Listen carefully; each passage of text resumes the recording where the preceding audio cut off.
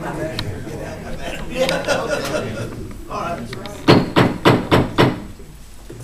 Welcome one, welcome all. Some new faces. Look around for the town hall that you allowed us to put up. We're very proud of it. We're glad you're here. Okay, we'll start the meeting. We've had March 5th, March 19th, and March 24th. Minutes and our meeting packets. What says the board? Cece moves they approve, be approved as bulk. Yes. Darrell, second? Yes, sir. All in favor, raise your hand. Okay. Is anybody, John, any public signed up? No, sir, not. Okay. Public session. All right. Don, we're gonna put you up here since we got a minute or two before 7:05. Proclamation for National Nurses Week, May 6th through 12th of 2012, from the hospital, Don Capaforti. Tell us what you want, Don. May 6th through the 12th of this year is National Hospital or National Nurses Week, and we just would like for the town to officially proclaim that they are behind and support the work of our nurses that we have at Angel Medical Center. Okay, and you presented to me a proclamation Yes, sir. which says that whereas the nearly 3.1 million registered nurses in the United States comprise our nation's largest healthcare profession, and whereas the depth and breadth of the registered nursing profession meets the different and emerging healthcare needs of the American population in a wide range of settings, and whereas the American Nurses Association, as the voice for the registered nurses of this country, is working to chart a new course for a healthy nation that relies on increasing delivery of primary and preventive health care, and whereas a renewed emphasis on primary and preventative health care will require the better utilization of all of our nation's registered nursing resources, and whereas professional nursing has been demonstrated to be an indispensable component in the safety and quality of care of hospitalized patients, and whereas the demand for registered nursing services will be greater than ever because of the aging of the American population, the continuing expansion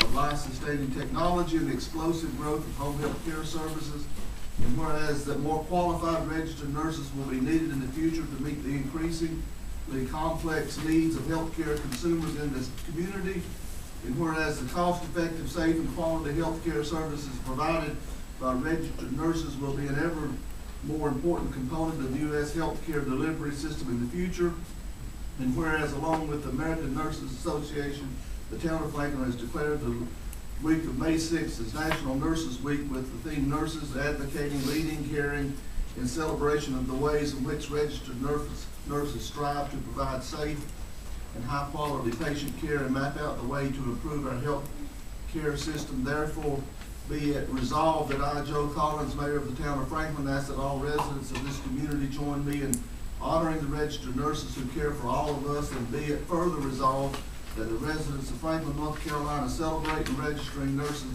accomplishments and efforts to improve our healthcare system and show our appreciation for the nation's registered nurses, not just during this week, but at every opportunity throughout the year. I don't normally read these things word for word, but I've got two of my teachers, Pat Patilla and Gene Welch, here in the crowd, so I thought that at least they'd understand that maybe through the Franklin High School system, I wouldn't butcher it up too bad. So, that said, is there a motion that I sign this on behalf of the town board of the town of Franklin? So moved. Second. All in favor, raise your hand. Okay, you all want to come get a picture of this? Come on down. Come on back. I represent the Aging Nurses of America. All right. How we do? Oh, my God. Yeah, that's right.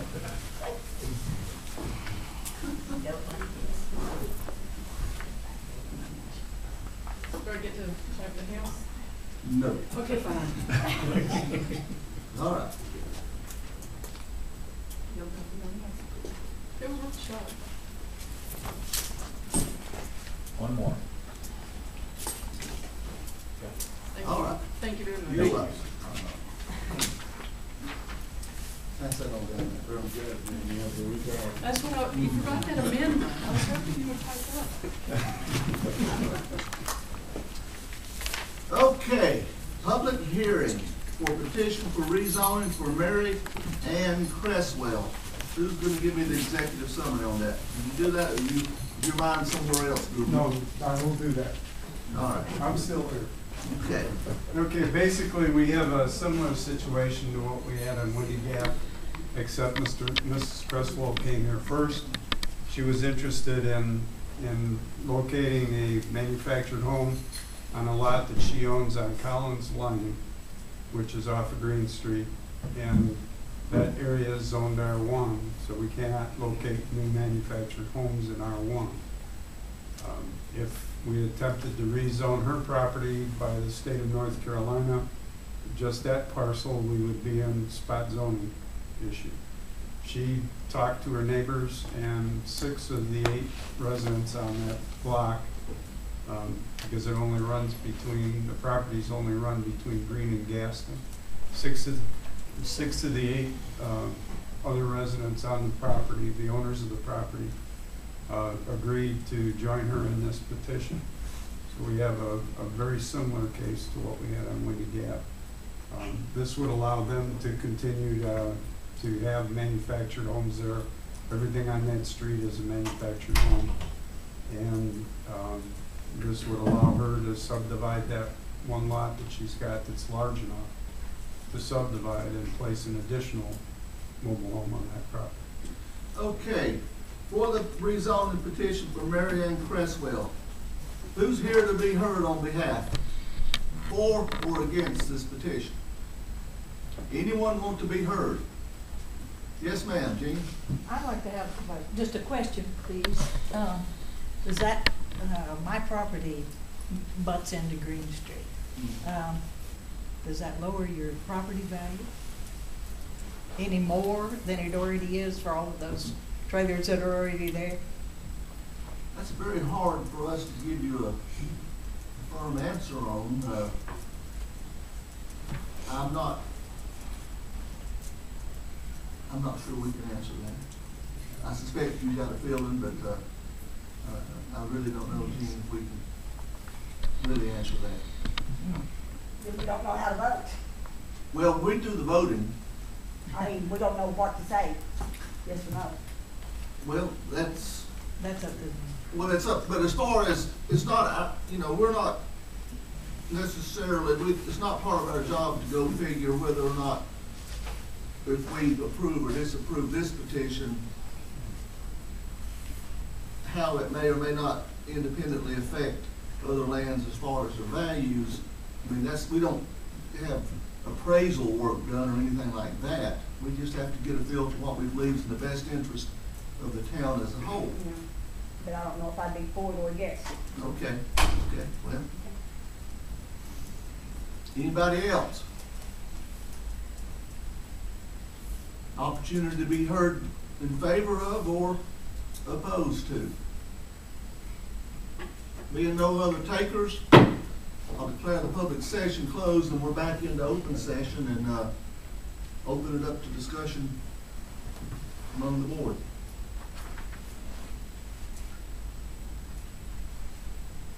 I think they've gone through the process that they needed to go through. And personally, I don't see it, Gene, I don't see it devaluing the property. I really don't. Mike? Well, basically, I looked into that situation because of a similar type of thing that got much worse, adjoining my property, and we talked, my wife talked to the assessor about it, and each property is assessed individually. I guess the only thing would be in the eye of the beholder or the buyer as to whether they want to live there or not. That would be the only thing that would actually make the final decision. And it would also depend on the quality of the unit that was being put in and the way it was maintained. I mean, there's so many things out of the realm. I sense that when we had our latest zoning, you can't anticipate all of the situations that will arise, and you've got to find some common ground to protect the integrity of the town as a whole, but also the rights of the landowner in particular. And as long as those don't conflict too much, I would hope we go with the rights of the landowner. I think she too, I mean, this is it, she's improving. Well, we would expect so. Yeah, I think that's. And apparently the ones- Improvement for what was there. And apparently the ones closest by are in general approval. Was this petition signed by 6 different law Yeah, owners up there are 6 different property owners joined this petition. It's similar, like I say, we had 10 people at the Windy Gap rezoning, which is basically the same thing. And in this particular case, there's 6, and it's all in Collins. One lives in South Carolina and apparently did not respond, and another one is a local guy that did not respond. In this agreement, I think there wasn't sufficient protest in writing to Yeah, trigger a protest I petition. got 2 letters that indicated that would be no, but they are not within the statutory 100-foot distance around the properties to be rezoned. And I did take the mapping is based on the entirety of the 6 parcels. And by state statute, we have to have at least 5% of the people within 100 feet saying that they don't want it for it to raise to a supermajority level. It doesn't preclude the rezoning. It just raises the vote to a supermajority, which would be 5 out of 6. And the planning board recommended that we And planning board recommended to proceed. Any further discussion, any motion?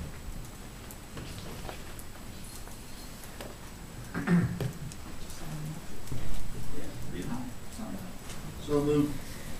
In favor? She out there alone, we got a second. Any further discussion? All in favor, raise your hand. Any opposed? Okay, that passes. All right, we'll move on now to the public hearing set for 7:10 for special use application for feral gas. The executive summary, please. Okay, the feral gas had applied for a permit to install 2 30,000-gallon propane tanks on a piece of property owned by Dennis Stamey. They're looking at actually about 0.86 acres of property that they're gonna secure that's in there. And if you look at the piece of property, it's on Dairy Barn and excuse me. Yeah, and it's up against the bank to the upper level. So there's like an alcove in the ground there that's where those tanks would be located. They did have to apply for special use because nowhere in our zoning ordinance do we have not even in the industrial park, a propane distribution facility as a permitted use. So, and we did go through the planning board. They did receive approval of that.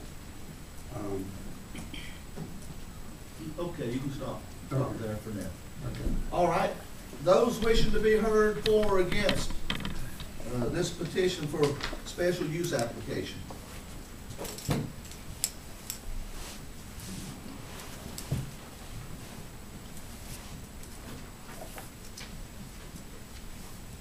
Anybody want to be heard? That said, I would declare the public session closed and back in the open session and ask for consideration of the board. Mr. Mayor, again, because this is a special use application, the board will need to adopt findings of some, either make findings or adopt the findings of the planning board, whatever be the pleasure of the board. Yeah, It'll be the proper way to move it. the planning board did prepare findings of fact, and they're included in your packet. Well, let's talk about it. I'm kind of curious as to why there was nothing in our ordinance about propane.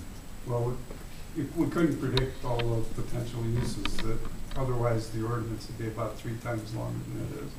We tried to generalize in like calling stuff retail, and then just leaving that as a category. But at that point, you know, we couldn't think of everything that potentially could come into town. This is a satellite annexation, so it is physically in town. There's nothing around it directly. There is another propane facility on the north side of 64, which is, I believe, Freeman Gas. Freeman Gas, and there's another one on just a little bit east of it, Yeah. where where it's actually directly behind the old dairy barn back in there. There's another one in there, so there's two on the opposite side of the corridor. Yeah. I didn't go out and take a look at that. I'm always concerned about LP gas tanks and the safety of them in case of a fire. And they've actually turned them where they wouldn't, in the case of a catastrophic event, they would not shoot out into the highway. And I also was concerned about the flood zone in there, coming through there and carrying them off. So I went out and I shot the elevation of the built-up property, and it's well above even the flood we had back in 2004. I know exactly how it was in it, so I know exactly how high it got. And it's actually above that area, and they're going to be placed in a concrete, kind of a U-shaped cradle. And so it's going to be additional 2 feet even above that, so I'm pretty much satisfied. And are you all familiar with this, can you see, read the special use after the findings of fact, which has been, the planning board has adopted or set out? Yeah, they're required by ordinance to provide you with the findings of fact. Right. But they did, and you can adopt those or create your own. The findings that they found were that the 7.49 acre parcel with a 0.75 acre site the facility is located at, and to be the west of the water pipeline easement for the town of Franklin is shown on the map of the application. The site will contain 2 30,000 gallon propane storage tanks. Feral Gas has indicated do not plan to store other empty tanks at this site. This site meets the compaction requirements for the field and the state standards for distances required from the facility. The owner of the property, Dennis Damey, has indicated the Army Corps of Engineers has approved his field work. The site will be fenced and have security. The use or development is located, designated, designed, and proposed to be operated so as to maintain and promote the public health, safety, and general welfare. Feral Gas has indicated they will conform to the regulations of the state of North Carolina and the Franklin UDO for the facility. There are or will be at the time there are required adequate public facilities to serve the use or development as specified in the UDO. The property is not currently served by town utilities at this time. None are required. The only traffic that will be generated will be from the vehicles accessing the facility. Travel distance to Route 64 is very short. The use or development complies with all required regulation standards of the UDO or with variances thereto, if any, granted pursuant to statute, and with all other applicable regulations. No variances are required at this time that the new development complies with or will comply with the UDO with reference to special uses and other zoning provisions. The use of development is located, designed, and proposed to be operated so as to be compatible with the particular neighborhood in which it is located. The proposed development will not cause disruption to the area surrounding the property. The proposed development in the area that is basically industrial, and that any housing is an extended distance from the site.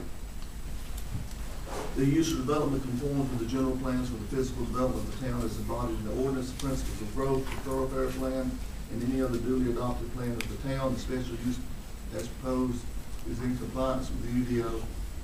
The land development permit, when applied for, will meet the UDO requirements before issuance. Those are the findings of fact. What says the board?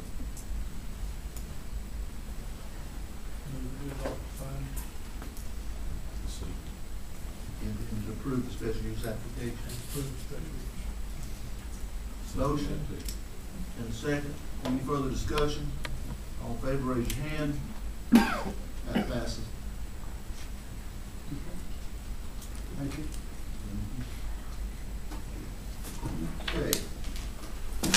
Number 8, street closing request for Smoky Mountain Rumble, Sylvia and Scott Coffin. session? We've already checked that out, there's nobody signed up. We called for the other two, and I just wondered. if I you- called for that before the 7:05 hearing.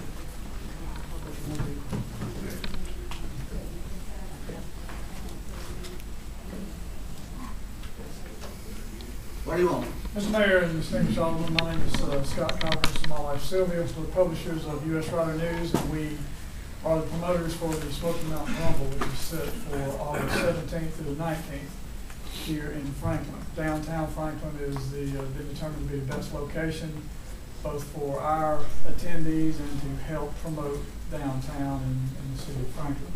We're asking for permission to close the streets on Thursday night, beginning at 10 o'clock. Permission to close the same streets you closed during the Pumpkin Festival, which is Main Street, which starts at Riverside and goes all the way to Harrison Street, and Phillips and Iowa Street, one block of both. Our intention, though, is to only close on Thursday night. We're only going to close the section of Main Street from Phillips and Iowa to Harrison based on the attendance that we anticipate Friday and Saturday. However, we want permission to close all the way up to Riverside in case Friday morning or Friday by lunch or Friday by 2 o'clock or even Saturday, we suddenly get more participation and more attendees than we in this area, the smaller area, can handle. The reason for this request is so we don't disrupt the business on Main Street for those shops to allow their business, their customers on Main on Saturday, Friday and Saturday to get in and out. If we don't have the motorcycle attendees or vendors to fill that up, and we don't need it. So we're trying to anticipate in case we need it. We know it's easier to get it now. We know we can't close it if we don't ask for it. And I may be a little confusing there, but that's kind of our plan for it. Right now, we don't have the vendors. We don't have enough vendors. We haven't booked enough vendors to fill up the street all the way up to Riverside, to fill up Main Street. The interest has been high all throughout the winter shows we've gone in, really higher than anything we've heard. What we're seeing in shows and motorcycle rallies that have started from Bike Week all the way through has been higher than normal. We think there's a lot of pent-up demand out there for people to get out and ride. They're just tired of sitting at home worrying about the economy. The only thing that might blunt it is the gas prices we're seeing. We won't know that until we get there. So that's the way we'd like to do it. And if you have any questions that I can address or anything you need to know about, I think that's pretty simple. Street you're talking about is Riverview, right? Riverview. I said, is that right, that Riverside? Yeah, it's Riverview by the hospital. I'm sorry. Riverview I'm sorry, that's mine. down to Main Street, right? Down Main Street. That's what we closed for Pumpkin Fest. Yeah. And we have it, From Main Street down to Farm Street. yeah, and the same detour route that It's we the use same for thing as Pumpkin Fest. Pumpkin Fest. Yeah. Well, we may not use all that. And the only other thing is we want to put a stage down on Main Street at Harrison Street for live music. Main and Harrison. Harrison or? There might, Harrison Avenue. Harrison Avenue, right. Harrison Avenue. What are you talking about? Where the, Iowa, probably. if you go down Main, if you leave Iowa and go south toward, you go past the grill, the next red light right there. Yeah, by the funeral home. By the funeral home, what's that called? Harrison Bryant, Avenue. yeah, that's Harrison To Avenue. Harrison Avenue. Right, to Harrison Avenue. That's the same. That's the same thing we did for Pumpkin. That's Pumpkin Fest, yeah. Our concern over here was, it's right there at a funeral home, if there happened to be a funeral home, something happening there. Right, right.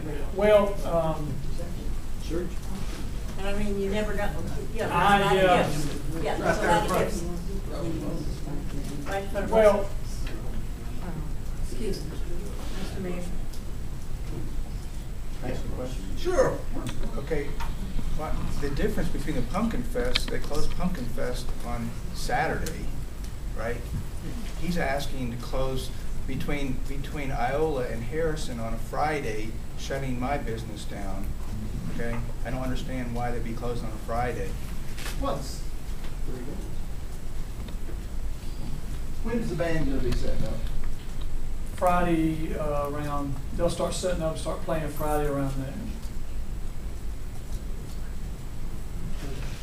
Yeah, we'll hear about it. How could you close down US Highway 441 on a Friday? I'm not sure we can. I know. I don't have any problem with Saturday. Right.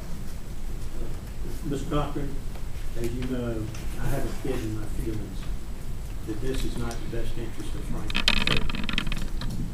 Why, after this has been going on since last July, are you just now coming before this town board right now about something that has the potential of disrupting the town for 3 days? And I apologize for that. As a small business owner, you know, we wearing too many hats, I guess you'd say, and we kind of wait, or we kind of push things out to the side till they catch fire. And basically, we probably should have come in January, or we really should have come in January. I've got several questions if I'm not Go ahead. being obnoxious here. I did a lot of research across the United States. Other towns have had problems with these, and several towns have said they don't want them back anymore. They always start out small, and then they can get infiltrated by the 1%ers, and you know what the 1%ers are. I want to know, has there been any thought to an incident action plan for 4,000 people downtown in Franklin, North Carolina, population of 3,500? We put on a rally in Helen, Georgia, and we've been doing that rally. This will be our 12th year there.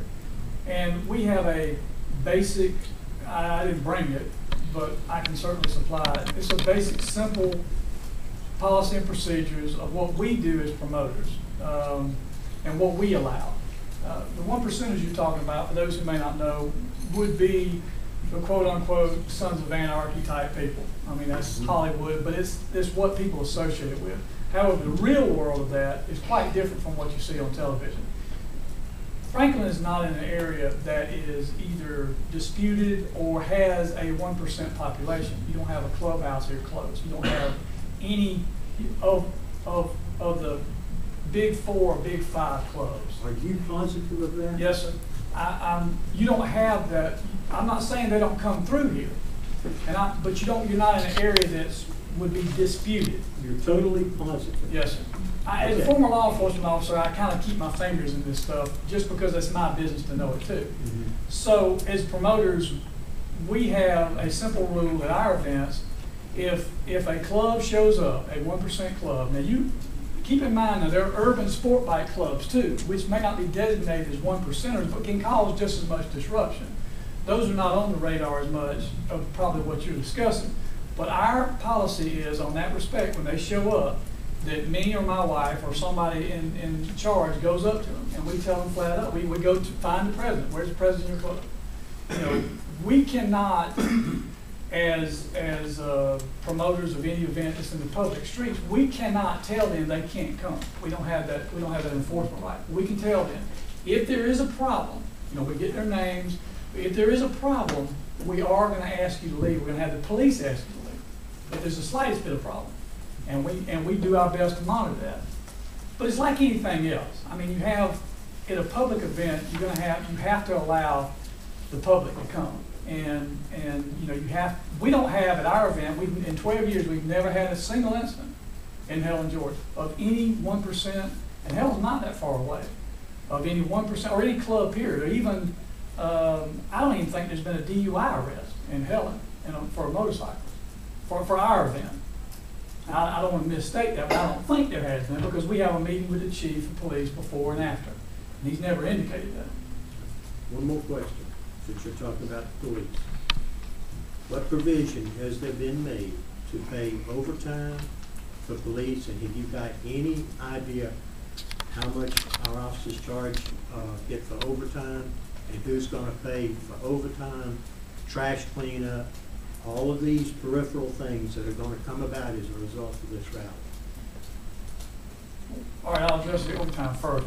We haven't discussed anything yet with the city, or county police or any law enforcement yet about security. We hire off-duty police officers in other places we do this to be security for the vendors that are set up, to watch their booths, from the time the booths close till 6 o'clock in the morning. Now, the overtime concern, but that's not what you're asking, I believe. The overtime concern you're thinking of is you're thinking you're gonna need 4 or 5 additional officers down here during the event. We typically we don't need that in Helen, and this is no bigger than Helen. Let me say one thing. Franklin is not Helen. Helen was developed for one thing, and that's tourism. Right, but I mean, I'm just talking about in terms of numbers of people coming, and in terms of what the police can handle on their own. Let me run this by you. You wouldn't know this, but it was only just a few years ago that we ever sucked it up and closed the road, period, for a Shenandoah concert. Lasted about 3 hours. Big hit. Since then, we have, I don't want to use the word begrudgingly, but very cautiously looked at each time about closing roads, and never has it been for more than a day on the weekend. Now, you're asking us to close Main Street from when to when? That was why we asked for. Well, I mean, at the most. Right, at the most, from 10 o'clock Thursday night till Sunday. Till Sunday morning. Well, noon, all day Friday, all day Saturday. Yes. For why? Well, what happens? What's in it for us? What is in it for us? I'm not sure what, and I didn't come with that information. I'm not sure what each tourist value is. I think I've heard in the neighborhood of $300 per tourist per day is what the tourism board, U.S. Department of Tourism estimates it's worth to the local area. That's what you get out of it. I mean, that's what the businesses downtown and the businesses surrounding get. That was our intention to put it downtown, to benefit the shops and everything downtown. The reason we chose the section there, this gentleman is saying it's going to disrupt his business, was because it had the fewest number of shops that actually needed to be able to park in front of and needed to get business in and out of. Everybody else, when we looked, could get business off the back street in there. So their disruption would be some disruption, but it was minimal. We tried to minimize that. So the travelers coming through were going to be inconvenienced, but the actual shop, the actual businesses, the banks and the things there all have back entrances, and it will be an inconvenience for some. As far as the funeral home, we have thought about that, and if there is a funeral or if there is visitation on either of those nights, we just won't have the band. And they'll just have to, our people just have to understand there won't be any music while there's visitation. I mean, if my mom was laying up there, I wouldn't want to hear that band either. Is there any other place you can place the band? Get it away from Not in, our ultimate goal, or not ultimate goal, but our additional goal is to use the grill as, and they're going to ask for extension of their beer license out into the front. And I'm not sure if they can go out in the street or not. We hadn't decided if they can do that. They hadn't decided. They're still going to apply to that. So the attendees and the people there can enjoy adult beverages while they listen to the band. If you put we could actually probably put the stage at the other end up close to the courthouse, which may serve the same purpose. But it blocks. See, our intention is to let the motorcyclists pull in there and park as much as possible, and that's the easiest way for them to get in, and from a logistics, traffic flow wise. Could you not use the time frame that Pumpkin Fest uses? I know they had a meeting when was it? I don't know when the meeting was, and all this was discussed in that meeting. Thank you very much. They discussed The vendors, the typical vendors that come to set up at one of these, have displays that take them anywhere from 6 to 8 hours to set up. And then we have tractor trailers that are gonna come in, to set up. So there's almost no way to get them in and still have them set up to display their wares if you just did it and try to get them in on Saturday morning.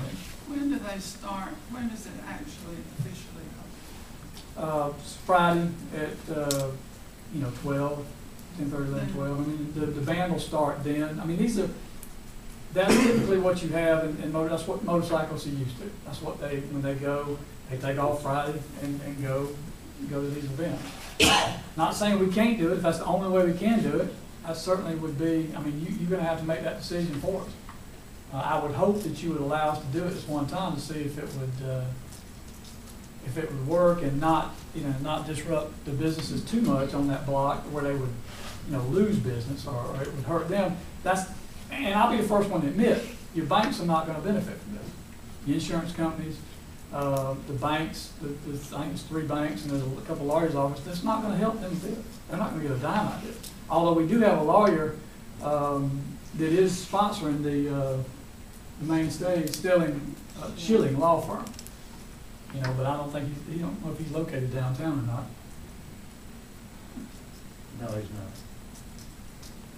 And I will say this, because I'm monitoring people calling in, and the states that have already called in I've had people from Elkton, Maryland, from New Jersey, from South Carolina, Florida, Tennessee, Ohio, Indiana. I'm just giving you the states that people are calling that are coming into. A lot of them are saying they're using this as their vacation to come to Franklin because they've never been. I've got one ladies riding group of about 75 that said that they've never been from Maryland, said they've never been to Franklin, North Carolina, and they hear it's beautiful. They've been looking on the websites and seeing everything. And so that's what we're after, is to bring people to Franklin from other states across the other states across the United States to this beautiful town. I think our TVA's approved this, and of course we're looking at tourism.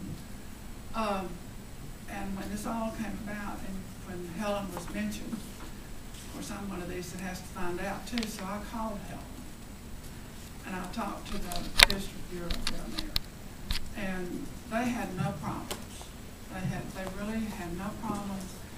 They said that they all the times they've had it, that everyone's been most cooperative. The Goldwing people have just been more than cooperative, helping them, and it's been a big booster for them. And I really think we're this far into this, and whatever trying to work with this, we need to let it go one time. I know we have some that absolutely are not, they're not approved, but we have other things that people don't approve of too. And I think we have to look as a community the way we are, that we're not only, that's just another element that we're for our tourists. We have different festivals for different folks. And I think to go through this, we'll never know until we go through it one time. If we go through it one time and it doesn't work, then that's it. But how are we going to know? I mean, we could sit up here and argue for 3 or 4 months. But I think we need to either, are we going to do it, and then how can we work together to do it, or then we just, Well, let's see how we can work together. Let's see how we can keep the roads open a little bit more than being closed from Thursday to Sunday. Well, I agree. I don't even know if the state DOT will allow that. Well, I think that's one thing you'd have to talk about. And right now, it's the first time that we're really, as a board, even though they may have had meetings with others, this is the first time the board's heard this. Mr. Mayor, for months, I have been sending information about what I found out to this board and have not received one reply from one board member or you.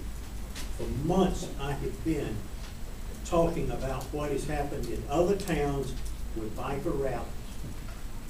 Nobody, somebody called Helen, but there are other towns in this United States that have had experiences with biker rallies other than Helen, Georgia. Mr. Mayor? We won't know until we. Russell?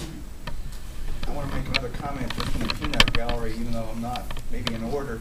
I was asked a long time ago, maybe a year ago, if my parking lot would be available, and I may have told this woman or somebody, yes. I thought that was Friday night. I thought when I was being asked Friday night or the weekend, and I'm fine with that, and I'm fine with the idea of the biker rally. But it seems like they're just now telling you that it's Thursday night to Sunday, and it seems like the main reason for the band on the stage on Main Street is because of the motor company grill, because of the alcohol. So something that the board I'm suggesting has to decide. I mean, because there's probably other places you could have a band, but they're wanting to, make it a happy place for the attendees, which is okay, but it just seems like, I don't see how you could close down Main Street, both lanes, maybe one lane, but it seems like the only purpose of it being at that location is because of the proximity to the motor company grill. So they and the board need to decide, where is the venue going to be. But I think the idea of the rally and getting tourists is good if that's what the town board and the TDA decide. But somebody needs to think out about the location of the stage and the band. And I would be concerned about, I was just telling Mr. Horton that I'm happy to close my office for Good Friday, but I'm not happy to close my office on August 18th or whatever it is. 17th. I think that's something you really are going to have to. I mean, you're going to. I mean, I certainly understand it. As a business owner myself, I understand everybody's concerns. I do. And that's why I was up front with you. I think, this gentleman is not going to benefit from this. It's going to be a disruption for him. Other than long term, the more tourists you have, the more revenue you have, the more lower your property taxes can stay. That's a nebulous consideration. That's putting it way out there, and that's I don't want to seem like we're this nirvana to all your tax problems. That's not what I'm trying to say here. The reason for the street closures, and if it's possible, the state will allow you to do it. The rallies that Mr. Ball's speaking about, I'm assuming one of them is Myrtle Beach, which is probably the most famous one that has really said, we don't want you anymore. The city, just the city, not the county. But understand, Mr. Ball, that's not quite as simple as it seems. And I don't want to stand up here and try to argue the point with you, but Myrtle Beach has two rallies back to back. They have Harley Week and they have Urban Bike Week, Black Bike Week, which is typically called. That would be a problem for any town of any size, and certainly Myrtle Beach has more than their share of problems. This is not going to turn into Myrtle Beach. You don't have the motel rooms for it, for one. We had already filled up the Franklin Motel, and now we've got to find rooms for places for those people to go. That was already filled up, and this is just April. And motorcycle tourists typically come back. If they come to a rally and they like it, they're going to visit at least once more later. And in the case of Myrtle Beach, what they found out was these same motorcyclists they were trying to run off also owned condos and also came and played golf. And there's a lot of tune changing over there. But it's still, I don't want you to think that we're just trying to oversell this. It is going to be a disruption for some. It's noisy. That's the other point that hadn't been brought up, but I'll bring it up. I mean, it's 800-pound gorilla in the room. A motorcycle rally is noisy. But the reason we asked for downtown, because we were given initially the option, or we were offered this to put it out where the Ruby the gym show. The gym show is. Much better place. Well, it would be if we had $50,000 worth of advertising revenue, we could pump this rally up. It wouldn't be trying to work on the budget we're trying to work on.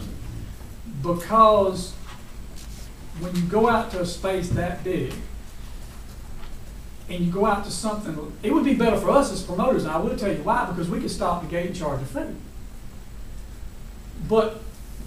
And it would make us more money. But long term, it would wind up turning into the kind of rally that Cherokee has to sustain it.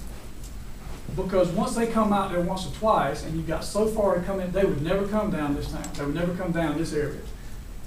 And all they would see is 441 up and down, and whatever hotel they had to stay at, or wherever, if they camped out there. So long term, it wouldn't benefit you or us, because we don't put on Cherokee style rallies. We don't have wet t-shirt contests. We don't have any of those. More as adults as we get is beer, alcohol. That's as adult as we get.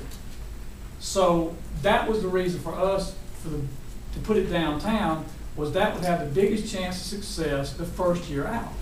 Because when they come down here and you've closed off the streets, or you've welcomed them in, and they can sit out and enjoy a beer and listen to the band, or sit out and enjoy a Coca-Cola, whatever they're doing, and listen to the band and walk up and down the street, park the motorcycle in the middle of the street. That is the kind of opening, I mean, that's the kind of welcome to our town feeling that brings them back. But why can't you move the stage? Well, we can, but it's just not the most optimum location. And that's, you know, that's, you kind of asking for the best, and you have to deal with what you get. There's two things is, if I was a betting man, either Friday or Saturday, both, there's gonna be somebody at that funeral home. And I bet, man, if you was a promoter right there at 7 o'clock on Friday or Saturday night with a band going, you're gonna catch a lot of heat by saying we just gonna shut down till 9 o'clock or whatever. And if you shut down, they'd still be out there all around doing what they're doing. It wouldn't make much better for the people grieving. I mean, that is a real serious, in my mind, likely situation. You don't want to get put in the spot where all of a sudden you got to go quiet for two hours. I don't think you do. Not really. I know you don't. So there's got to be a better. I mean, there's just got to be the stage we have is just, I guess, it's just there on the square. There's just not substantial enough. We have, bands there all the time. Yeah, if we use that stage initially to begin with, we'd have to close Main Street all the way up to the way I understand it, because we wouldn't want traffic coming by while they're motorcycles trying to enjoy. You know, they couldn't park in there. They'd have to close that street because there'd be no other way. So you'd wind up closing Main Street completely, which is what I was trying to avoid. Now, I guess we could put it up there at Iowa and Phillips, just inside that part, where it wouldn't be all the way down. We could work around that. I mean, is that far out? I think it's good you're willing to work with us on this thing. You're not set in stone. Oh, absolutely. You know. I mean, it's got to be a reciprocal, a mutually beneficial endeavor. Well, these are one-way streets that even when we close them down for town events for a few hours during the days, the city police has to route. Y'all have to route the traffic around. They have, I mean, you've got to have somebody at every intersection. So that would be a nightmare. I'm just gonna say right up front, I'm not willing to do it for 4 days. I mean, I would think that was still be the request and coming in, so I'm just gonna have to jump off right there. But the other thing is, I thought the only thing that we were gonna talk about was basically Main Street from the courthouse down to the Motor Company Grill. I thought that was the only closings that we were talking about doing, and I thought that the only closings we were gonna do was sometime during the daylight hours. It wasn't going to be for that long. So I guess maybe I need to find out a little bit more. Well, I believe that's what you talked about, is letting the traffic go up Iola Street. at the meeting here, when Right. you talked to us about, you didn't say anything about Well, closing. and there again, what I'm asking for is permission to do it if the traffic, if the numbers of motorcycles require it. And that would be a decision that the I'm police sorry, chief, I'm gonna jump in, but it's not a decision that I'm gonna let y'all make. It's a decision I'm gonna make, and then that's what we're gonna do. The board needs to take the lead on this. We can't just say, you do what you wanna do. If you wanna close it, fine. If you don't, fine. But I'm not willing to go there.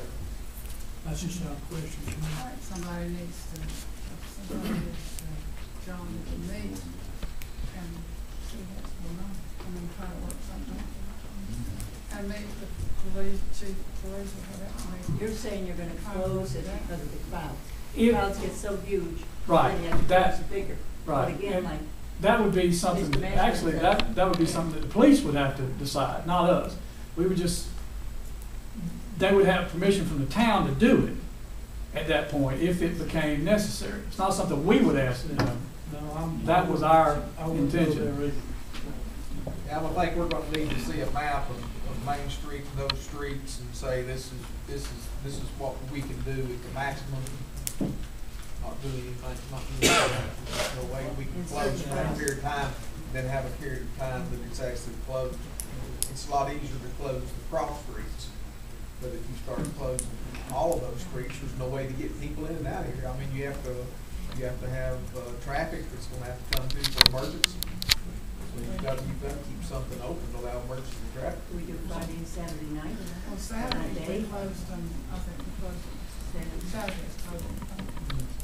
Yeah. You're suggesting that the big tractor trailers, I mean, they set up in the street and they're gonna be there. Yes, sir. Unfortunately, and even the tents, even the vendors we have, when they come in, and they set up and they put the grid walls up and they get the merchandise out, it'd take them 4 or 5 hours to break back down. It would.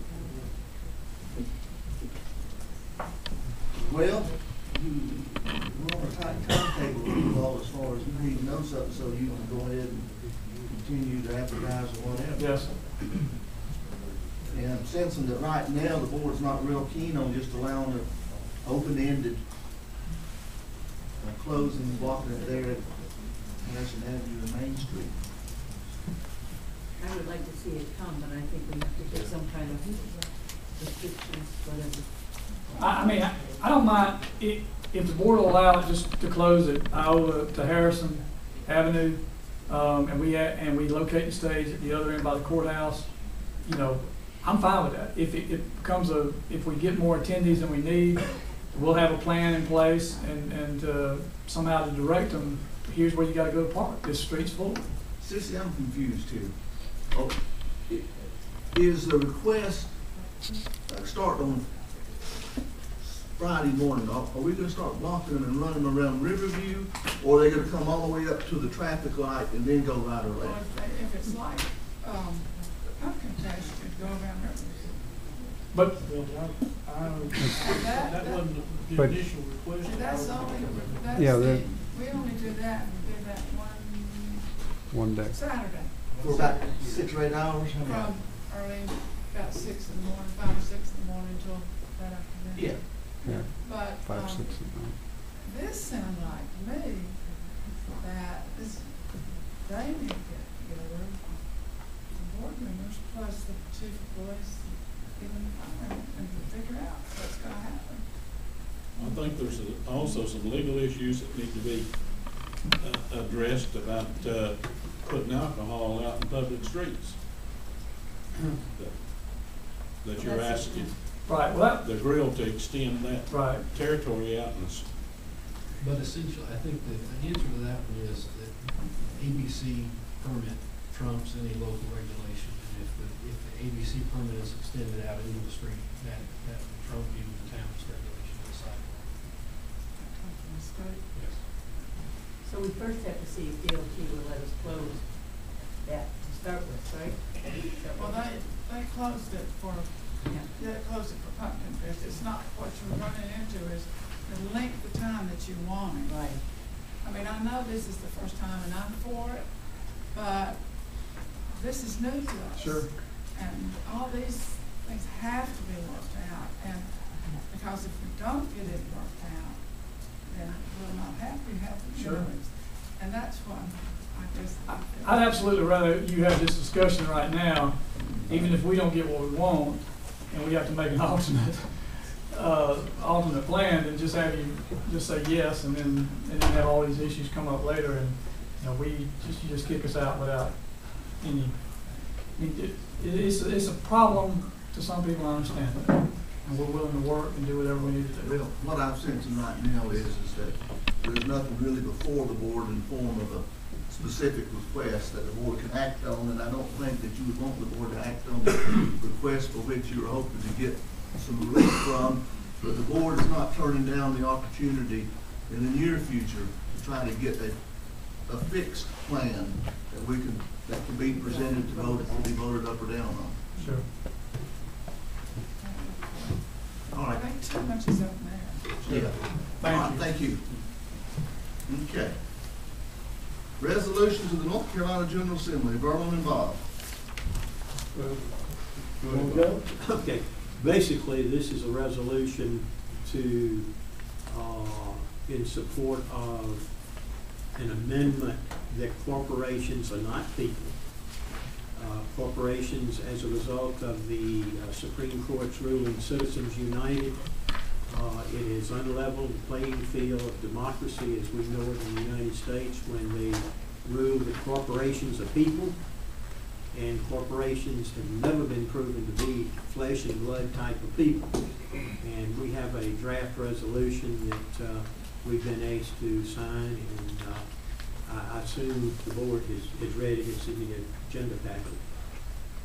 And I would make the motion that it's symbolic. I doubt seriously if Washington, the Supreme Court's going to pay a lot of attention to it, what we do here in Franklin, but I feel very strongly that we should at least take a stand if the board feels that Citizens United was a bad ruling by the Supreme Court. Well, it's just hiding money for political purposes, and it can go well beyond what they're asking us to do in the resolution. But I don't think that's really fair that big money buys our elected officials. And folks who don't have that and don't have that kind of backing might as well stay home. I think we need some people to step up to the plate that understands America and what America needs, and not just the money. Well, I guess that's not yet made, but that's a motion in a second I'm seeing come. Let's have, you want to go ahead and make that motion? Absolutely. In a second. Yeah, is there discussion? Want to be heard, anybody? There are quite a few people who come up here tonight to speak to you. If you have time to hear us, please. We can briefly take time. What's your name? My name is Lucy Christopher, and I believe that Mr. Scott may have spoken to or been in touch with Abram Friedman from the Canary Coalition. Yes, ma'am. He was at the last minute not able to come, and Dr. Bill Christopher over here has said that he would like to read his resolution and in several of us his presentation, because it's quite good and quite clear. Are you all in support of or in opposition to this? We're the ones that asked you to put the resolution, sign the resolution, and send it to the General Assembly. We're the ones. We're in support. All right, hold the horses then. Am I reading the tea leaves here? I mean, I'm sensing that this is something that we're probably going to vote up, and if we're going to vote it up, I just think go ahead and vote it up and not have to have all of the. We got a motion and a second. Any further discussion? All those in favor, raise your right hand. Wow. Okay.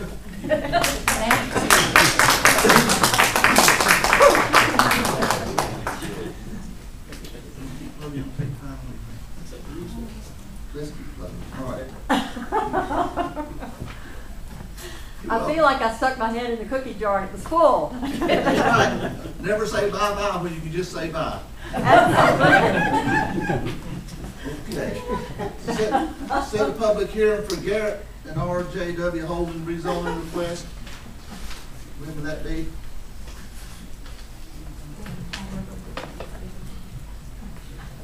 Be our next meeting?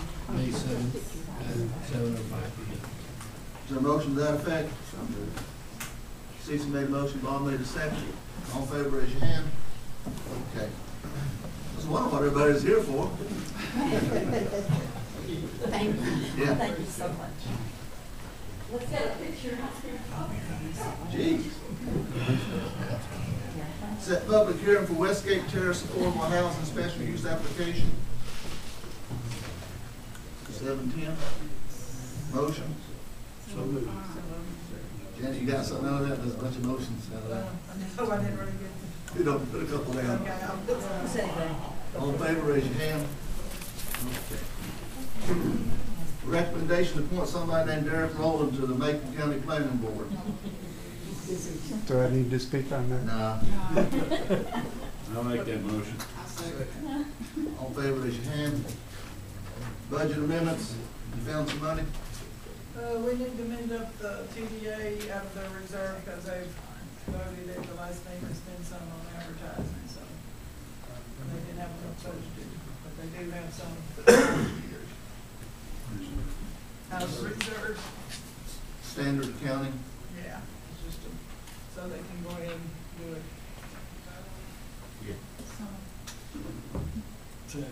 All in favor, raise your hand. Opposed? Okay. I want to tell you why I oppose. I still haven't seen any reports from TDA. That's right. 14, request from Macon County to waive previous legal agreement for Macon County. Sam's got your name on it? Yeah, put this on there by the request of, by the county. It's been going on back and forth for a while. Of course, I've stated to the board my personal opinion that agreements that have been put into place in the past shouldn't be lightly changed or modified by the course of events, but the county did comply with the recommended procedure from the town attorney about the county manager took it to the board of commissioners voted to go ahead and extend that request to the town, and as they say, here it is. You saw the text of my letter, I think. So the issue before the board right now is whether or not you would entertain, since the county commissioners have formally voted, to change or to actually abrogate the agreement. And there's a process that needs to be gone through to abrogate the agreement. Town council can speak to that. The other thing that I view is somewhat more pertinent for perhaps discussion between the two boards is what the impact may be of changing past agreements. And also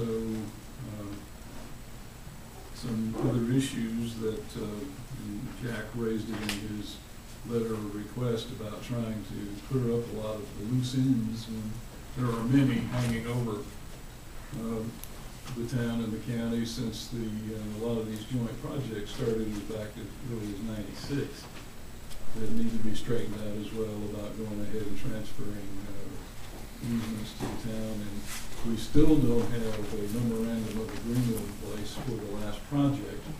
And that's why myself and the town attorney have recommended a simple master memorandum of agreement between the town and the county governing in the future as well as for the Iola, not Iola, but the Riverbend project, the water line project, that would govern in the future automatically how assets would be treated and when, according to what's scheduled. So that's the essence of what's for the board at this point. Fairly recently, some of us town officials and county officials and all met and discussed about, what, 3 different projects, and this was, well, 3 different discussion points mainly. And this was one of them. You were there, Billy? In Berlin? And that was what, in December or January or? December. I think so. And what was it, didn't we at the meeting kind of come to a posture on that one? Well, we didn't agree to do anything, you know, but we did agree to address it back to the board here, but I mean, there was no agreement made there. We couldn't make an agreement. That's right. Because we couldn't bind the board, but it was to be our recommendation that that amount be waived. Is that correct? That's right. I was asked if I thought that they owed it. I said, yes, I did. I thought that they owed the money, and but if it was going to be a contention point between the town and the county, then I for one, am willing to forgive it. So we move on to other things. As a member of the Water and Sewer Committee, is that your? Any other questions, comments? Motion? Yes, I guess I'm a little bit concerned. I've read through these letters and go back on it. I guess I'm concerned that, you know, what about the next agreement we agreed to, and then the county comes back and doesn't put in their share? Is that going to be an issue? Well, weren't there a lot of extenuating circumstances on this one? I read the letter and I didn't quite understand We set no precedence. Jack, Chester, I mean, if you all want to, They're here. you're here, but wasn't there a lot of extra work after we reached an agreement? Yeah, this goes back to 2004, 2005, I believe. If I did some research on it to try to find out as much as I could about it. And it all goes back to a project that the town did with the county to put sewer out to the middle school. Middle school project was needing sewer, and so when the sewer line was put out there, there was a contract with a company called LJ, and McGill Associates, the engineering company, was the company who designed the project. To make a long story short, I don't know how short I can make it, but when the pipe was put in crossing the river, it got washed out, and it got put back like it was originally, and it got washed out again. Then the engineering company, I came on the scene in 2008, and at that time, the middle school was operating on what I call a temporary force main, and to keep the school open. Without that force main, they would have had to close the school down. McGill, I think, paid the cost of putting in a temporary force main. That's not a long-term solution to the issue. So this is in 2008 and been going on for about 3 years then. The county just recently then bought the other property to put the new 5th and 6th grade intermediate school, and they need sewer as well. Obviously, a 2-inch force main is not going to handle the sewer for those schools, and so something had to be done about it. And so we talked to the engineering company about solutions. They came up with basically 3 solutions. One of them was to put it back just like it was originally, that had washed out twice already. One was to put in a pump station, and I know your public works director doesn't like to deal with pump stations any more than they have to. On top of that, the cost of that pump station was going to be close to $400,000. I think the whole project originally was only $463,000 to run the sewer line out there. That's what it was originally supposed to be. The other alternative was to redesign the line, change the supports on it, use the bridge buttresses to help protect the line, raise the line up a little bit, and that project, that solution was $220,000. Since there was a lawsuit with the town and the engineering company and the contractor, McGill had to come up with some money. So they came up with $45,000 besides putting in the force main to help with the repair of that project. The county then came up with another $175,000 to repair it. So it cost $220,000 to fix it the way it is now, so it'll operate. As far as I know, the sewer's going good from both the middle school and the new intermediate school. And so the county commissioners voted to go ahead and do that. Previous to that, I think the school board had put in $113,000. The county put in another $10,000, and I'm not sure if any individuals out there put any money in the project or not. But quite a bit of money went into it, especially from the county, and the fact that there was a lawsuit settlement back in 2006, I never really was aware of it until the spring of 2008. And then subsequently the county went and spent, close to $200,000 to fix that project. Even though it wasn't a town project, a county project, it was a town project that was, the town was administering that project. But it had to be done. So in light of that, the Board of County Commissioners felt like it wouldn't be too much to ask, since the county put up the $175,000 plus coordinated the fixing of that project, to ask the town to relieve the request for the $16,000, which was part of a lawsuit settlement between the town of Franklin, LJ company that did the work, and McGill. And so that's basically as short as I can make it, Mayor, where we are this time. We did have a joint get-together with representatives from the town. I think it was in November, because I believe Brian McClellan was still on the board at that time. He was. So we discussed several projects, and I won't go into all of those. We need to do that sometime. And but I think it was a general consensus that the recommendation was to come back to the town and ask if you would relieve that $16,000 debt and get that out of the way, because evidently that has been a heartburn issue for several people for some time. And we've got several other projects that we're working on with the town, including the Little Tennessee River Cartuga Chase sewer line, which is 98% finished, thank goodness. And that's about a $5.5 million project. Hopefully that'll be finished very soon, turned over to the town. The Riverbend Water Project and the Wilkie Street Tank project that were together, that was originally a town project. I think we got a $500,000 grant from the county to the rural center, and then I think the town at one time was going to go ahead and borrow the rest of the money to complete that project, if I remember correctly.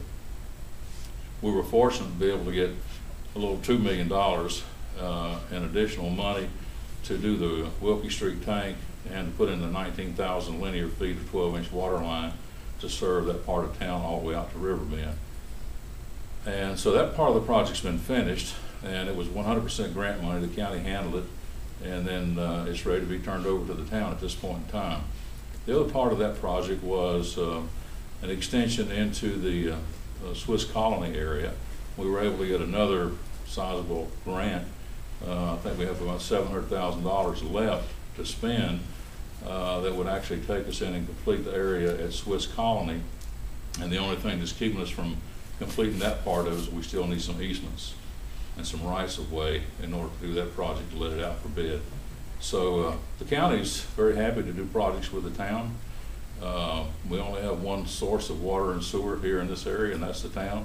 We're very happy to work with the town to manage these projects, because we think it benefits both the town and the county, because whether you live in town as I do or in the county, you live in the county. And so we look at it in that respect, and the county commissioners appreciate the cooperation we've had with the town. Commissioner Ronnie Bill would have been here tonight, but unfortunately he was in a traffic accident this afternoon, and he's not hurt badly, hopefully, no broken bones, but he's just in no condition to come. Someone T-boned his truck out there at the intersection next to his business, and so he's got more history on this than I do, because he was on the board before I came to work in 2008.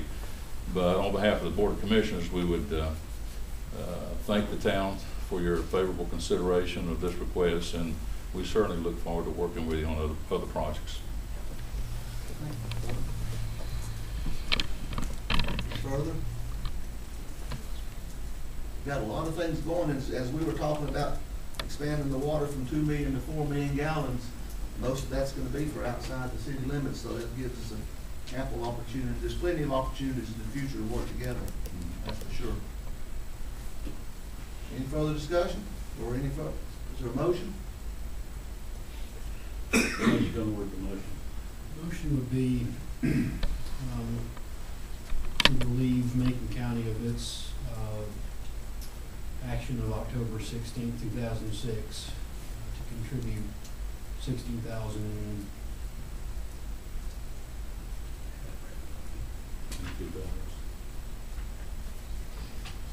$16,006.26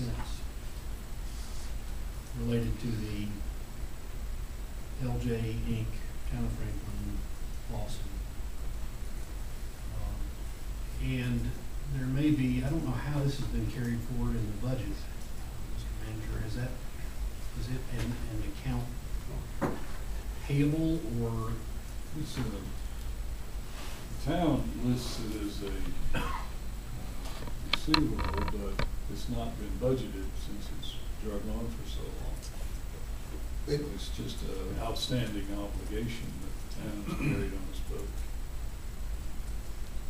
That would be the other part of the motion, is to direct the finance officer to make according adjustments to the budget as necessary. Well, I'll make that motion. I'll second. Any further discussion? All in favor, raise your hands. All right. Now, consideration on new utility interlocal agreement. John, you got your name on this one? Yes, sir. Mr. Mayor, this is a proposed interlocal agreement that, as the manager alluded to, would serve as just sort of a general master interlocal agreement to govern projects between the town and the county as it relates to utility projects. Generally, it has six operative clauses. One, it would bring any past agreements into conformance with this one, if whatever there are, past agreements for utility projects. Two, it provides that when the utility project's being carried out under the supervision of the county retains project supervision, but will include the town in the decisions relating to the project in terms of information. That upon completed utility projects, the county would agree to turn over ownership of easements and facilities as those projects are completed to town maintenance and ownership. The town, in exchange for that, would waive its requirement of a 1-year trouble-free maintenance, as the town usually would have required of any other extender of the project, because we do recognize that any project done with the county is done with engineering that we know we can rely on. Warranties remain the province of the county to pursue under this proposed language if there was to be a problem with a project. And the managers of each, the county and the town, are specifically here given authority to convey easements of real property that are involved in these projects. Again, it's just proposed language, and it's up for discussion. So I'd be happy to entertain any questions you might have. Has the county seen this yet? Yes, sir, Mr. Mayor. I've communicated with Chester Jones several times about it. I do not know whether the board has had opportunity to consider it, or commissioners. Wouldn't this be something good that we would have a representative from each side or so to, if there's any details to hammer out before you go much further? Absolutely. Would that be a natural, would that be logical? Yeah, if the board's willing to basically tender that to the county, and go ahead and get the response to it before the form vote. Doesn't make any sense for the board to adopt something No, and this No, is, sir. this is not, Change, they're not going. this is not before the No, board for approval. that's right, I'm not suggesting we adopt anything, but we put something on the table, somebody, apparently it is, at both tables, and then to talk about it together to see, before we start going back and forth too much, maybe work it out together. So there'll be nothing, no action to take tonight on this, but Just for your consideration and feedback, and I'm more than happy to participate in any way I can with future consideration. I think it's a good idea to go ahead and get some future agreements agreed upon. Oh, with yeah. Parties, especially with yeah. all the projects that are coming up. How do you think about to handle this, Jack? Would you be willing to get together and talk about it in a smaller group to make sure we don't have any bugs that need working out in it? I think that's a good step to take. Perhaps you could have your water and sewer folks meet with a couple of the county folks and staff, and we could go through it. I think it would be better to have something that both groups were in agreement with before one group passed it and the other group didn't. So I think you need to work that out ahead of time. All right. Don't think we need to take any further action on that. Report on Cove Crossing sewer line. Earl, what you got? For about 2 years, we've been working with the folks at Cove Crossing. There's 22 units in that section, about working out a solution to get a right-of-way across a couple of properties and eliminate a pump station, which they have been saddled with since January of last year. And in all fairness to them, they know nothing about a pump station, its operation, or anything else. And they were in the deeds, they were supposed to have formed a homeowners association and take over the operation after the last unit, 1 year after the last unit had been sold there. So that fell their lot to take it over on January 2011, and so they were left holding it with no association. And the reason they didn't form an association was because they were involuntarily annexed into the city, and they saw really no need of doing that. Now, in 2002, the town took over maintenance on the street, which was paved, and the lights, security lights, which the folks that bought those post lights and had them installed in the town took over paying for those lights. Now, what they're asking for, they're fixing to spend a considerable amount of money buying 2 right-of-ways to get this done, and they'd like consideration from the board to agree to, once that line is properly hooked up with a gravity flow, to take over the sewer line there in Cove Crossing.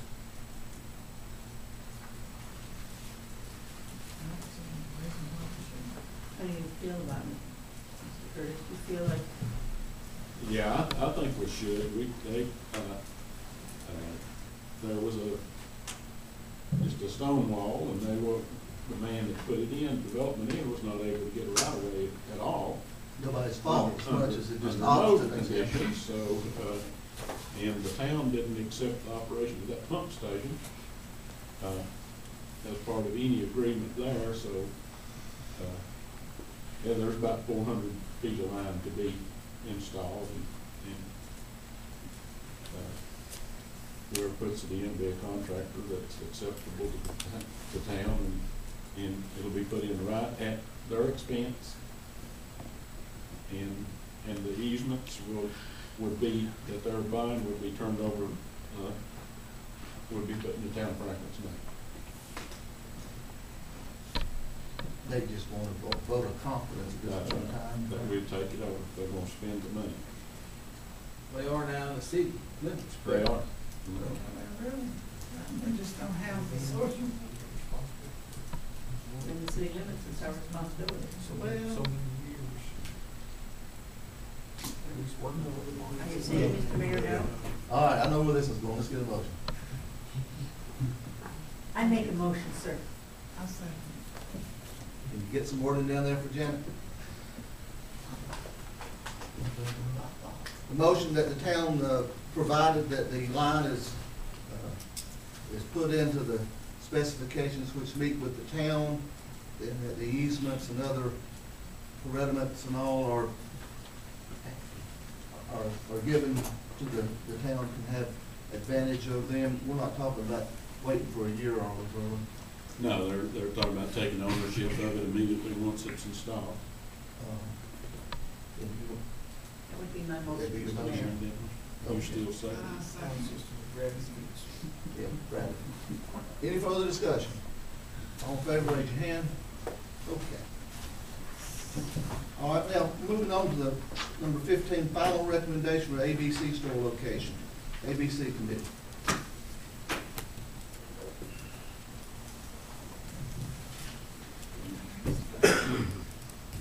The final recommendation of the committee is that the site within the developing Walmart shopping center, currently to be developed and owned by Brightmeyer Associates, will be chosen as the site at a cost of $1.25 million.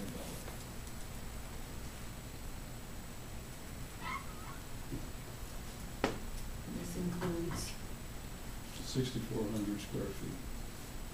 The building is within the current 32,000 square feet that Brightmeyer's is putting into the shopping center in front of the Walmart.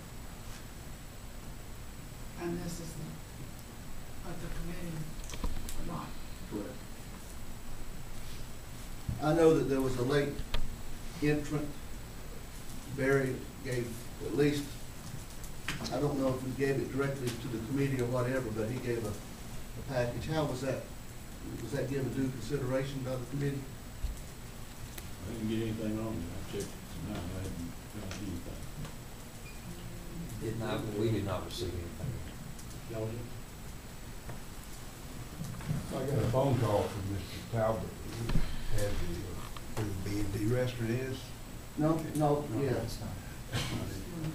But I know that Mark, who's here, was going around. He came to see you, didn't he, Sam? He met with Berlin Yeah, I on know what you mean. He went Monday last, and we reviewed it. Was it Monday or Friday? It was on Monday. Monday, We okay. met Monday, and he's out the papers, the final thing that's on Thursday. And we told him we needed it back by Thursday for final consideration. And I didn't see it. I didn't get anything. Well, Checked the whole let's see. system. You want me to read it? The email? Joyce, you were on the, did you receive it? Your name's on the email. But we're not on the committee. No, I know it. No, I didn't. I'm not on the committee. My name and Joyce, for some reason, is on the And what email. is that? And it came, it's marbert87@AOL.com. That's why you might not have recognized it. I didn't recognize it. It came in my spam folder.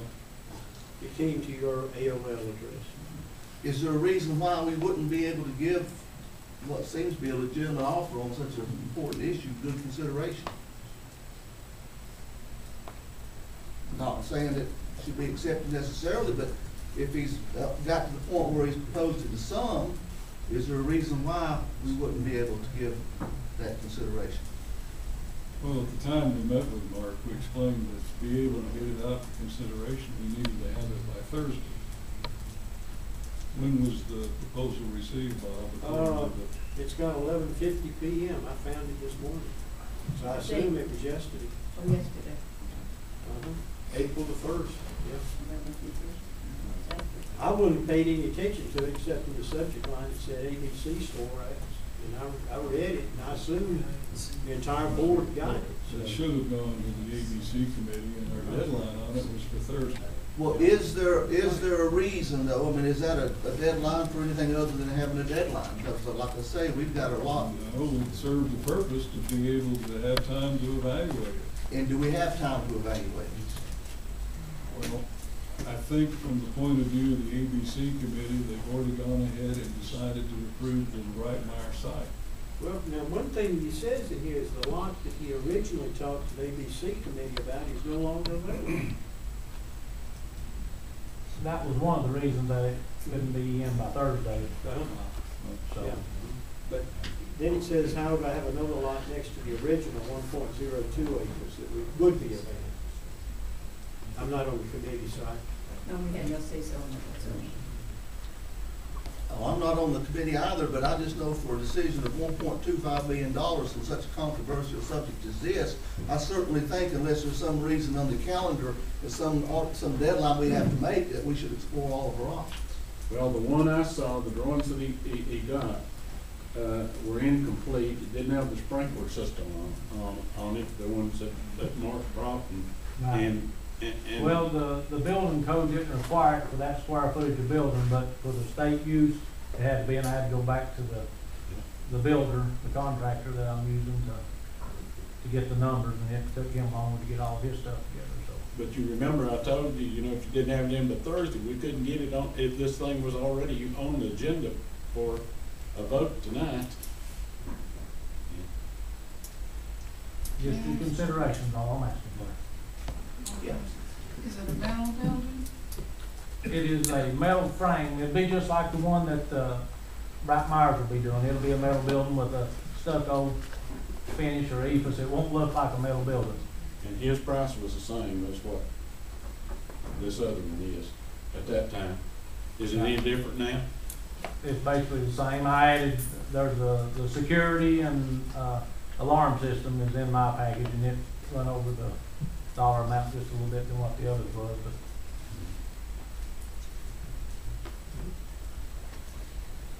I think the traffic flow is gonna be better for the one that the ABC board has come up with.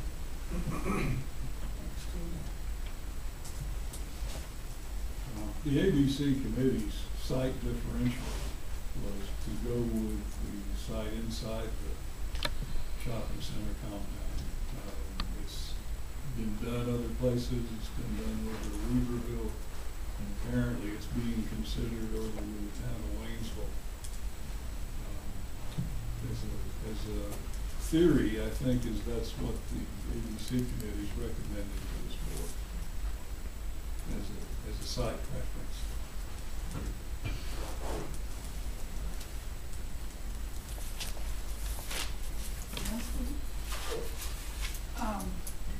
I'm not on the committee, and I'm not talking about what you're saying, but I have a problem with it. And I guess this is from being a school teacher. When you have a deadline to make, you need it. We're charged with the best interest of the town in all we do. That's one thing that we are. And best interest of the town could possibly trump. If we had to have it in by a certain time, or some deal was dead, which I haven't heard, is one thing, but we have to look absolutely at the best interest of the town in all of our deliberations, and whether or not that comports with it, that's our own. Well, I feel like we're beating a dead horse, because we've been over this stuff. And I just really feel like that if we have a committee, I don't care if it's ABC, NBC, whatever the committee is, if we don't go by what they're looking for, and we don't need to do it. I think we're wasting our time, and I think that committee has diligently worked to get, you cannot, granted it is a lot of money, but I think they've looked at that, and they know that, and when you build anything, we want something that's gonna be resellable if we had to do it, or we had to do something with it. But I just feel like that, we've done what we need to, they've done what they need to do, and it needs to go one way or the other. I think this could go on for weeks if we let it. Well, I can address what Joe said. I was on the committee, and if I hadn't felt like it was in the best interest of the town, I wouldn't draw the board table to begin with, Mr. Knight. Well, the best interest, so I'm saying, is evaluating against apparently a very confident offer that's available. That's what I'm saying. The best interest would be, do we have time to give the analysis of various?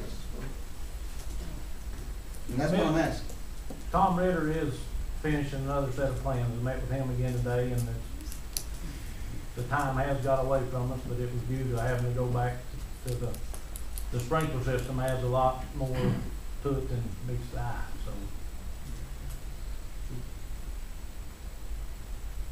But as far as the resale, I believe if anything ever did happen as far as reselling it, you'd have better luck selling it on a piece of property that I've got than you would inside a shopping center.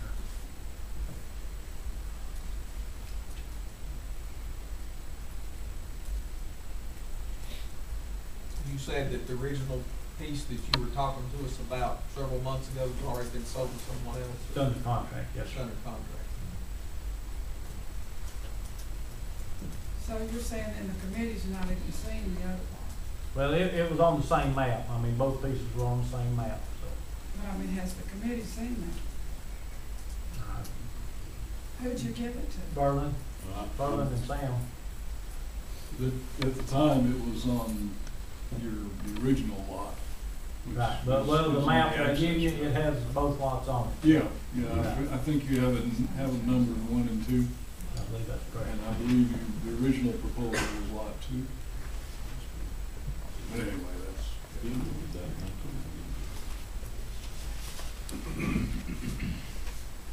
Personally, I think we need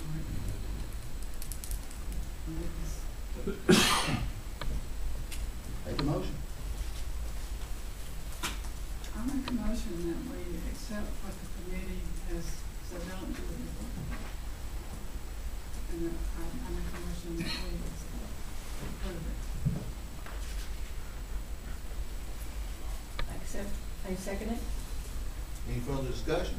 Is this paperwork that we've got here from Bright Myers, Franklin Associates, LP, is this what we're talking about? It is a letter of intent. It's on its own terms is not binding. It's not binding. The town cannot be bound until you make a formal purchase offer, which we'll have to you at your next meeting, I would think. But this, it is you're showing your intention to Bright Myers to enter into that negotiation for that purchase agreement.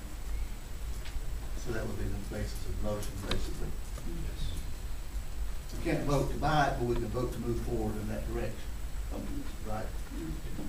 So that's your motion. Perhaps Yeah, that to- help rephrase the motion. Pardon? The motion. I was asking council. The motion should be, to authorize the manager to sign on the behalf of the revolving the letter of intent, as presented. Yeah, so that's your motion. That's my motion. That's your second. And you're talking about signing this one. Yeah, Right. Just the letter of intent. the letter of intent. Got discussion. Well, yeah, we've got discussion. In fact, Billy and Farrell's got some. Well, I just, this earnest money business on just,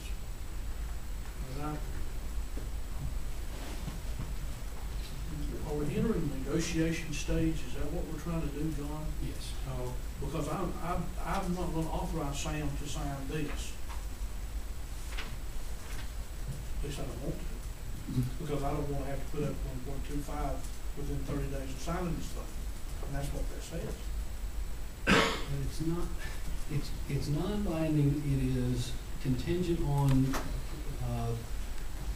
financing terms that are favorable to in the town's sole discretion and upon local government commission approval. I mean, it's as, if it was much flimsier, you'd see right through it. It cannot, it's not binding. The council tells me I don't have to put up a 1.25, then I'm Not okay. put up with- I've got mine out. Assures me. I assure you. I was a little concerned about that. Well, other discussion. Yeah. I guess, as you know, I'm probably against this because, as you said, Mr. Mayor, I don't believe it's in the best interest of the town. When things are like it is, I'm concerned about the amount of money that we're spending in the town. And I'm a little concerned with all the empty properties that we have right now in the town that we're gonna give $1.25 million to Tennessee Company. And that's all I have to say.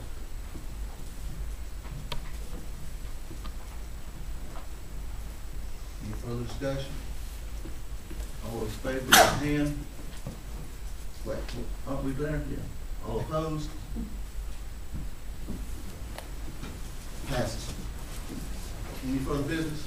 I have one item I'd like to get the board's approval to add to the agenda, and it's a corrected resolution of tentative award for something that the board has already done back at the February meeting. And then subsequently, you had it's on the sewer plant renovation.